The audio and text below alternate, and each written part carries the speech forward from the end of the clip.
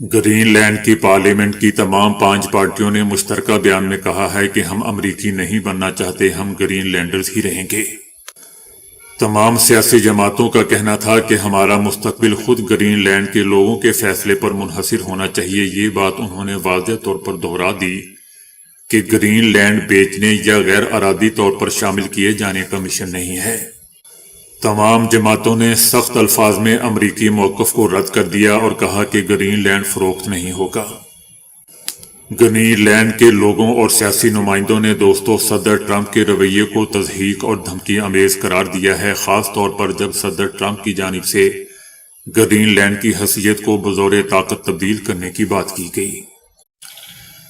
صدر ٹرمپ نے خود کو عالمی اور امریکی قوانین سے ماورا قرار دے دیا۔ صدر ٹرمپ کا کہنا ہے کہ انہیں کسی بین الاقوامی قانون کی ضرورت نہیں، نہ وہ عالمی قوانین پر عمل کرنے کے پابند ہیں۔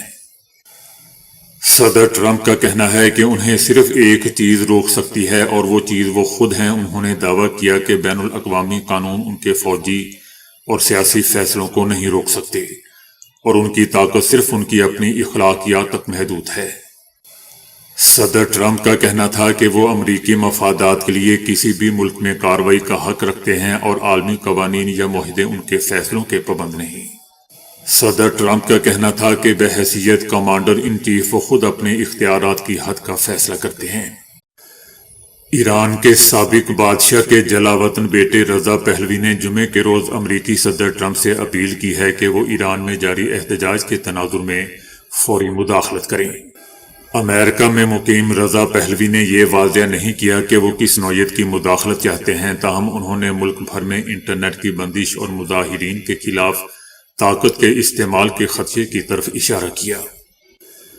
ایران کے کئی شہروں میں حکومت کے خلاف رات گئے سڑکوں پر مارچ کیا گیا۔ احتجاجی مظاہروں کے دوران اب تک ایران کے کئی شہروں میں حکومت کے خلاف سڑکوں پر مارچ کیا گیا۔ احتجاجی مظاہروں کے دوران اب تک مرنے والے لوگوں کی تعداد 47 ہو چکی ہے، جن میں کئی سیکیورٹی اہلکار بھی شامل ہیں۔ ایران میں انٹرنیٹ سروس ایک بار پھر بند کر دی گئی ہے، جبکہ ترکیہ نے استنبول سے تہران جانے والی تمام پروازیں بھی منسوخ کر دی ہیں۔ صدر ٹرمپ نے کہا ہے کہ امریکہ نے ایران کی صورتحال پر نظر رکھی ہوئی ہے اور اگر ایران میں لوگوں کو مار دیا گیا تو امریکہ مداخلت کرے گا۔ صدر ٹرمپ کا کہنا ہے کہ ایرانی حکومت نے سالوں سے اپنے عوام کے ساتھ برا سلوک کیا ہے۔ ایرانی حکومت آج اپنے عوام کی جانب سے اس کو جواب مل رہا ہے۔ صدر ٹرمپ کا کہنا تھا کہ مداخلت کا مطلب یہ نہیں ہے کہ ایران میں ہم فوج اتار دیں گے۔ ان کا کہنا تھا کہ ایران اس وقت مصیبت میں ہے۔ مجھے ایسا لگتا ہے کہ ایران کے کچھ شہروں پر لوگ قابض ہیں۔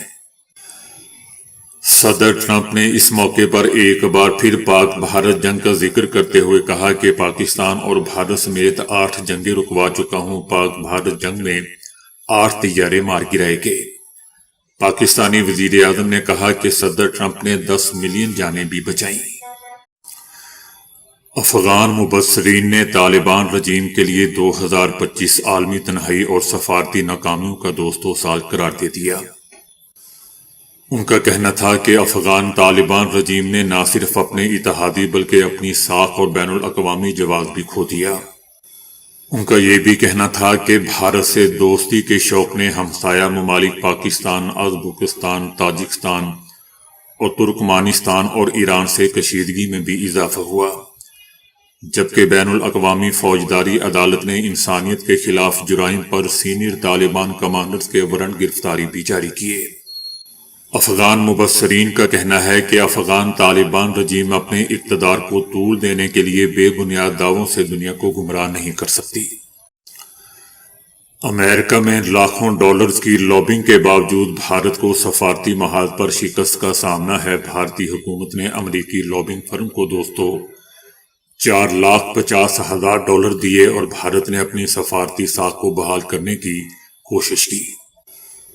دوسری جانب بھارتی میڈیا کا کہنا ہے کہ آپریشن سندور میں بھارت نے لابنگ کے ذریعے صدر ٹرمپ کی انتظامیہ سے رابطے شروع کیے اور بھارتی وفد نے امریکی انتظامیہ سے ملاقاتوں کے لیے لابنگ فرم کی مدد لی۔ بھارتی میڈیا کا یہ بھی کہنا ہے کہ بھارت نے 2 لابنگ فرمز کو بالترتیب $1.8 ملین اور $75,000 سماہی پر ہائر کیا، لیکن بات نہیں بن سکی۔ ایران نے کہا ہے کہ امریکہ اسرائیل کے ساتھ مل کر ایران میں اشتعال اور تشدد کی حوصلہ افزائی کر رہا ہے، اس کو ہوا دے رہا ہے۔ ایران نے ملک میں عدم و استحکام پھیلانے کے امریکی اقدامات اس کے منصوبے کو مسترد کر دیا۔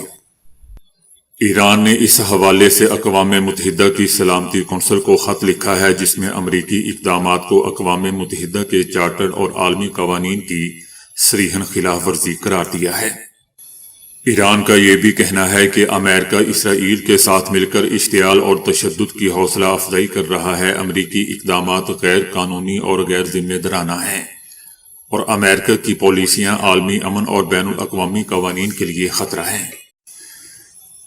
ترکیہ پاکستان اور سعودی عرب کے درمیان موجود باہمی دفاعی معاہدے میں شمولیت کا خواہش مند ہے، جس سے مشرق وسطیٰ اور اس سے آگے ایک نیا سیکیورٹی اتحاد دوستوں وجود میں آ رہا ہے، اور طاقت کے توازن میں تبدیلی آ رہی ہے۔ ان تینوں کے درمیان مذاکرات ایک اعلیٰ مرحلے پر پہنچ چکے ہیں اور معاہدہ ہونے کے بالکل قریب ہے۔ جیسا کہ ہم جانتے ہیں کہ پاکستان اور سعودی عربیہ دونوں ممالک کسی ایک حملے کو دونوں کے خلاف جارحیت تصور کیا جائے گا کے معاہدے پر دستخط کر چکے ہیں۔ انٹرنیشنل میڈیا بلومبرگ کا بھی کہنا ہے کہ اس اتحاد کی توسیع منطقی ہے، کیونکہ جنوبی ایشیا، مشرق وسطیٰ اور حتیٰ کہ افریقہ میں ترکیہ کے مفادات سعودی عربیہ اور پاکستان سے ہم آہنگ ہیں۔ ترکیہ اس معاہدے کو سیکیورٹی اور دفاعی صلاحیت مضبوط بنانے کے ایک ذریعے کے طور پر دیکھ رہا ہے، خاص طور پر دوستو ایسے وقت میں جب امریکہ کی قابل اعتماد حیثیت اور صدر ٹرمپ کے نیٹو سے وابستگی پر سوالات اٹھائے جا رہے ہیں۔ حالانکہ امریکہ کے تینوں ممالک سے مضبوط عسکری تعلقات بھی ہیں۔ اس اتحاد میں سعودی عربیہ کی مالی طاقت، پاکستان کی جوہری صلاحیت، بیلسٹک میزائل اور افرادی قوت، جبکہ ترکیہ کا عسکری تجربہ اور ترقی یافتہ دفاعی صنعت شامل ہے۔ بلومبرگ کا کہنا ہے کہ جب امریکہ خطے میں اپنے اور اسرائیل کے مفادات کو ترجیح دے رہا ہے تو بدلتی صورتحال اور علاقائی تنازعات کے اثرات ممالک کو نئے اتحاد اور سیکیورٹی میکانزم بنانے پر مجبور کر رہے ہیں۔ انٹرنیشنل میڈیا بلومبرگ کا دوستو یہ بھی کہنا ہے کہ اگر ترکیہ اس اتحاد میں شامل ہوتا ہے تو یہ سعودی عربیہ کے ساتھ تعلقات میں ایک نئے دور کی نشاندہی کرے گا۔ برسوں کی کشیدگی کے بعد دونوں ممالک اقتصادی اور دفاعی تعاون کو فروغ دے رہے ہیں، اور اسی ہفتے ترکی میں پہلا بحری اجلاس بھی منعقد ہوا۔ اور دوستو میں یہ بھی بتاتا چلا جاؤں کہ سعودی عربیہ اور ترکی دونوں ایران کے حوالے سے درینہ خدشات رکھتے ہیں اور طاقت کے استعمال کی بجائے سفارتی روابط کو ترجیح دے رہے ہیں۔ بلومبرگ کا یہ بھی کہنا ہے کہ ترکیہ پاکستان نیوی کے لیے جنگی جہاز تیار کر رہا ہے، اور پاکستان فضائیہ کے F-16 طیاروں کی اپ گریڈیشن میں بھی شریک ہے۔ اس کے علاوہ ترکیہ دونوں ممالک کے ساتھ ڈرون ٹیکنالوجی بھی شیئر کر رہا ہے۔ یہ 3 ملکی دفاعی مذاکرات پاکستان اور بھارت کے درمیان مئی میں ہونے والی 4 روزہ فوجی جھڑپ کے بعد طے پانے والی جنگ بندی کے تناظر میں سامنے آئے ہیں۔ ترکیہ دوستو پاکستان کو دوسرا بڑا اسلحہ فراہم کرنے والا ملک ہے، جو پاکستان کی مجموعی اسلحہ درآمدات کا 11% بنتا ہے۔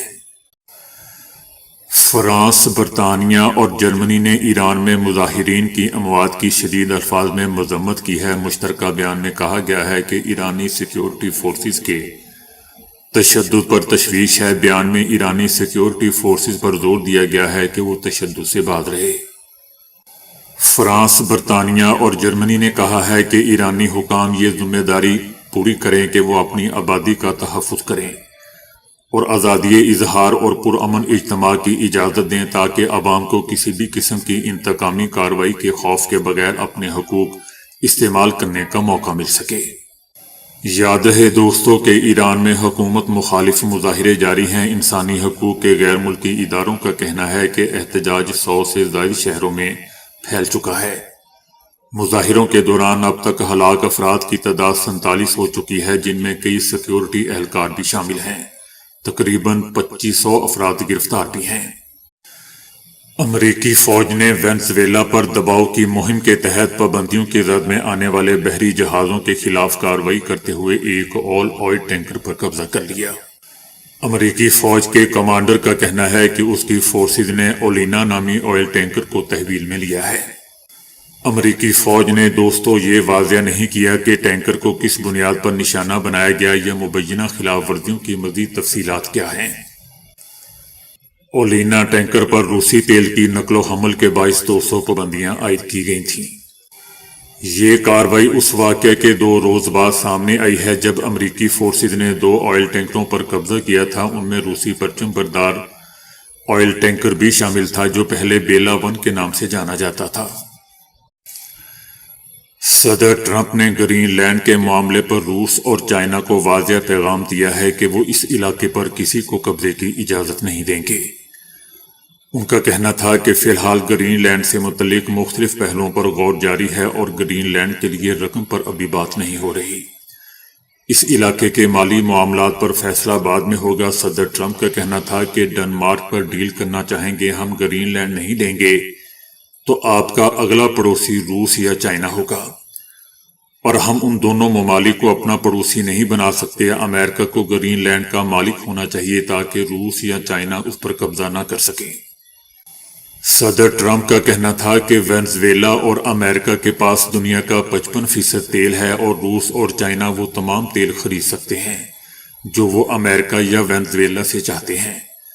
صدر ٹرمپ کا کہنا تھا کہ روسی صدر اچھے انسان ہیں لیکن انہوں نے مایوس کیا۔ صدر ٹرمپ کا کہنا تھا کہ وینزویلا میں $100 ارب تک سرمایہ کاری پر غور کر رہے ہیں۔ وینزویلا کی تیل صنعت کو کسی طرح دوبارہ تعمیر کیا جائے گا، اس پر بات ہوگی۔